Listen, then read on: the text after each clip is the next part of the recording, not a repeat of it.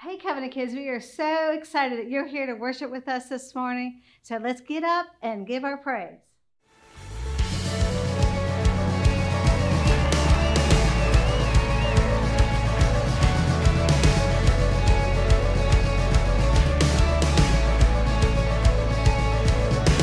You throw a party in the presence of my enemies. You invite me to the table and you tell me just to sit and feast. 'Cause you are not afraid when the terror's screaming loud at me. 'Cause you've overcome and you're the God of victory. Yes, you are, yes, you are, yes, you are. My Jesus, my Jesus, my Jesus.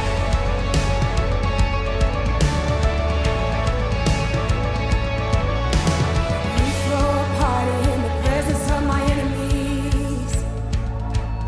You invite me to the table and you tell me just to sit and feast. 'Cause you are not afraid when the terror's screaming loud at me. 'Cause you've overcome and you're the God of victory. Sing it out! The enemy may be all around me, but I'm running free, 'cause you set me free. The enemy may be all around me, but I'm running free, 'cause you set me free. And I'm dancing on the grave that once held me bound. I'm dancing on the chains that are laid on the ground. I'm dancing out of the dark, I'm lighting up the night. Your joy becomes a weapon, and I am here to fight.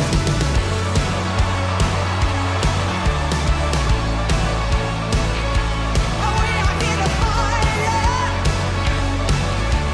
Even when I walk through the valley, when I walk through the valley of the shadow, I will not fear death. 'Cause I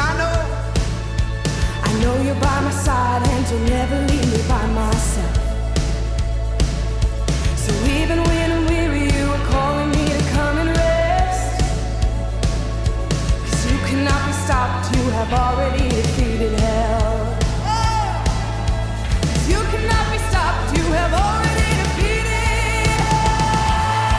And I'm dancing on the grave that once held me bound. I'm dancing on the chains that are laying on the ground. I'm dancing out of the dark, I'm lighting up the night. Your joy becomes a weapon. Oh, I'm dancing on the grave that once held me bound. I'm dancing on the chains that are laying on the ground. I'm dancing out of the dark, I'm lighting up the night. Your joy becomes a weapon, and I am here to fight. Oh, I am here to fight in the joy of the Lord.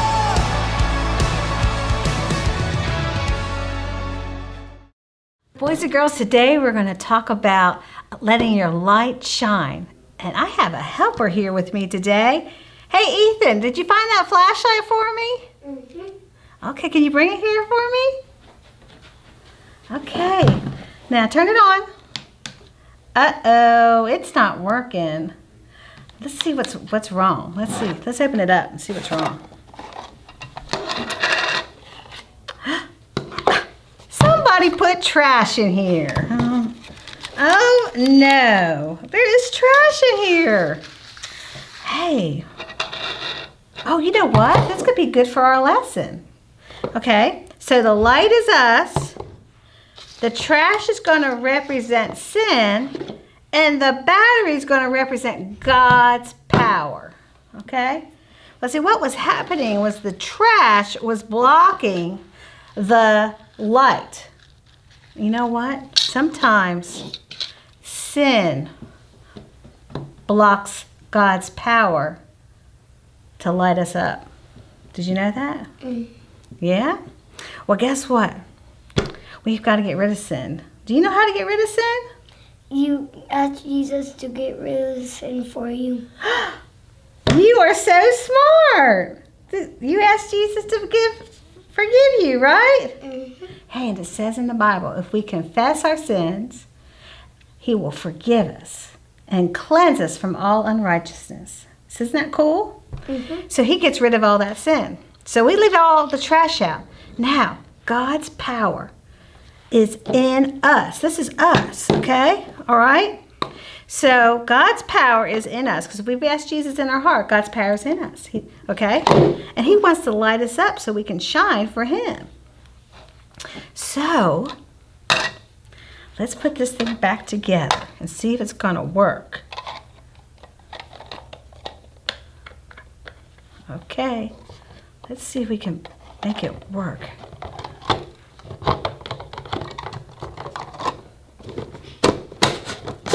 Okay, Ethan, let's see if that's gonna work.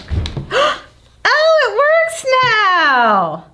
Okay, so now that God's power is in us and it's letting our light shine so we can tell other people about Jesus. And we let tell other people about Jesus by the way we live and how we are, and we let our light shine. That's how we let our light shine. Okay? Well, thank you for helping me with my lesson today, Ethan. You're so welcome. All right. Well, boys and girls, today we learned that we have to let our light shine. And in our Bible verse for today, it says, "Let your light shine before men, that they may see your good deeds and praise your Father in heaven." So not just with your words, but with what we do, we have to let our light shine. Well, today we're about to have a Bible story about Samson. And he let sin get in his life, and because he got sin in his life, it destroyed his life. So I would like you to see what happens to him. Stories of the Bible. Samson and Delilah. This is Samson, who was the last judge of Israel. Samson was very strong, and he was supposed to bring God's people victory over their enemies, who were the Philistines. Now Samson fell in love with a woman named Delilah. Oh, hey there. Hi. And the Philistines came to Delilah What's going on? and convinced her to find out what the secret to Samson's strength was. They promised her a great amount of money if she could do this. Now you're talking. Hey. Come in. So Delilah said to Samson, "Please tell me what makes you so strong and what would it take to tie you up securely?" Well, Samson replied, "If I were tied up with 7 new bowstrings that have not yet been dried, I would become as weak as anyone else." You ain't here. So the Philistine rulers brought Delilah 7 new bowstrings, Look what I got. go on, try. and she tied Samson up with them. Haha, see? Oh no, Samson. She cried out, "Samson, the Philistines have come to capture you." But Samson snapped the bowstrings, Let me at him. so the secret of his strength was not discovered. Hey, wait a minute. Afterward, Delilah said to him, "You've been making fun of me and telling me lies. Now please tell me how you can be tied up securely." All right. Samson replied, "If I were tied up with brand new ropes that had never been used, I would become as weak as anyone else." Let me try. So Delilah took new ropes and tied him up with them. See? Oh no. And again Delilah cried out, "Samson, the Philistines have come to capture you." What? Where? Let me at him. But again Samson snapped the ropes from his arms. Oh, come on. Yeah. Then Delilah said, "You've been making fun of me and telling me lies. Now tell me, how can you be tied up securely?" All right, I'll tell you. Samson replied, "If you were to weave the 7 braids of my hair into the fabric on your loom and tighten it with a loom shuttle, I would become as weak as anyone else." Now we got him. So while he slept, Delilah wove the 7 braids of his hair into the fabric. Again she cried out, "Samson, the Philistines have come to capture you." Let me at him. But Samson woke up and yanked his hair away from the loom and the fabric. You gotta be kidding me. Then Delilah pouted. How can you tell me I love you when you don't share your secrets with me? Come on. No. You've made fun of me 3 times now, and you still haven't told me what makes you so strong. She tormented him with her nagging day after day until he was sick to death of it. All right already. Finally, Samson shared his secret with her. My hair has never been cut, for I was dedicated to God as a Nazirite from birth.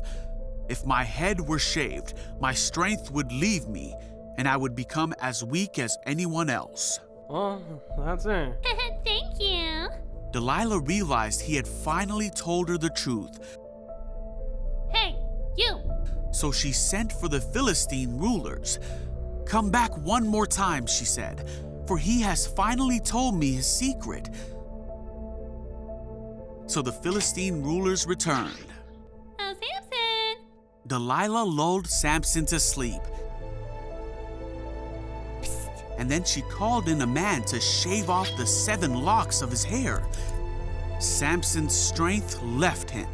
Then she cried out, Samson, the Philistines have come to capture you. When he woke up, he thought, I will do as before and shake myself free. Oh, what's going on? But he didn't realize the Lord had left him. So the Philistines captured him and took him to prison.